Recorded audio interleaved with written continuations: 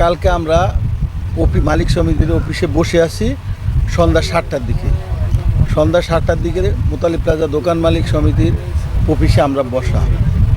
এর মধ্যে প্রথম আমাদের কোষাধ্যক্ষ শাহ আলম ব্যাপারী এবং পবন, তারা প্রায় 150 থেকে 200 বহিরাগত লোক নিয়ে আমাদের মার্কেটে প্রবেশ কইরা মনে করেন যে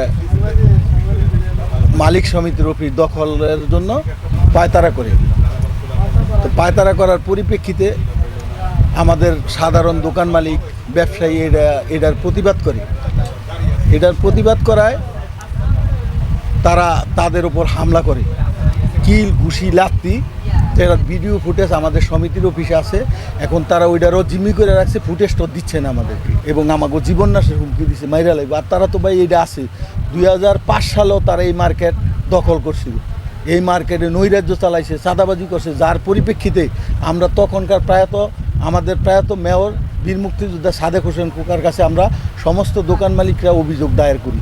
উনি তখন ঢাকার মেয়র, উনি বিষয়টা আমলে নিয়ে তখনকার স্বরাষ্ট্র প্রতিমন্ত্রী লুৎফুজ্জামান বাবর এবং তখনকার মহাসচিব এবং এলজিআরডি মন্ত্রীর সাথে বিষয়টা আলাপ আলোচনার পরিপ্রেক্ষিতে যেহেতু ঘটনার সত্যতা পাওয়া যায়, দ্রুত বিচারে তাদের বিরুদ্ধে 4টা মামলা হয়।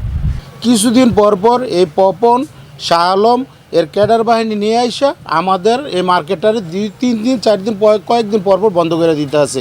এই বহিরাগতরা আইসা আমাদের কালকে মারধর করছে, আমাদের ব্যবসায়ীদের অনেক মারধর করছে, মারধর করে ব্যবসায়ীরা আহত করছে, অনেক কিছু করতেছে। এই শাহ আলম পপন তাদের ক্যাডার বাহিনী দিয়ে আমাদের এমন জিম্মি করছে।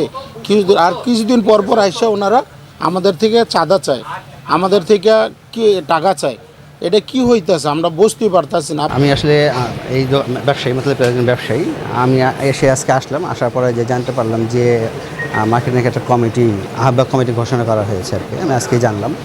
তো আমার দীর্ঘদিনের আমাদের একটা দাবি ছিল যে আমরা চাই মোতালেব প্লাজায় একটা নির্বাচনের মাধ্যমে, অতীতে কিন্তু কখনো নির্বাচন হয় নাই, যখনই যে সরকার আসছে ওইভাবেই একটা যে যেমনি পারছে দখল করে একটা কমিটি করে যাদের মতো করে চালাইছে। তো আমাদের সকল ব্যবসায়ীর দাবি হচ্ছে আমরা চাই সুন্দর একটা সুষ্ঠু একটা নির্বাচনের মাধ্যমে একটা কমিটি হোক, যাতে করে এখানে সুশৃঙ্খলভাবে আমরা ব্যবসা করতে পারি সুন্দর মতো। আমি মোহাম্মদ শাহ আলম ব্যাপারী, আমি নবগঠিত কমিটির বর্তমান সদস্য সচিব। আমি শাহ আলম ব্যাপারী বলছি। এখানে সবকিছু এই দোকানদারের মাধ্যমে সবকিছু আমাদের সংসদ সদস্য 8 আসনের নির্বাচিত এমপি সাহেবের নির্দেশে